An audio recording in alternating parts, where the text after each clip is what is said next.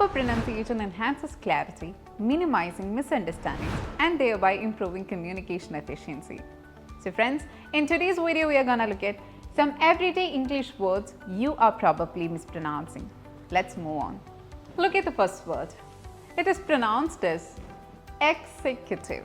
Executive. Say it with me. Executive. But some people tend to pronounce it as executive, which is incorrect. This word is executive. For example, she is a sales executive. Second word. It is not woman or women, but it is women.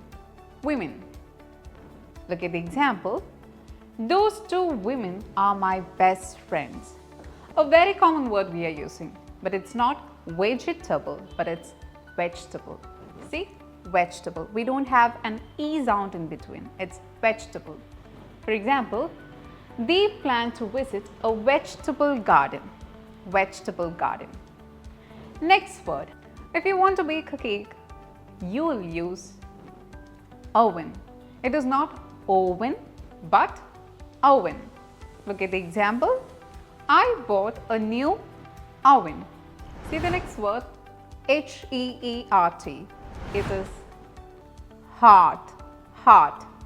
For example, don't lose your heart, but not hurt. The next word, it is not excuse, but excuse, ick, excuse. You can say, please excuse the miss, excuse. The right pronunciation of this word is develop, develop, develop. It is not develop. Look at the example. It is important to develop good study skills. Say it with me, develop. And the next word.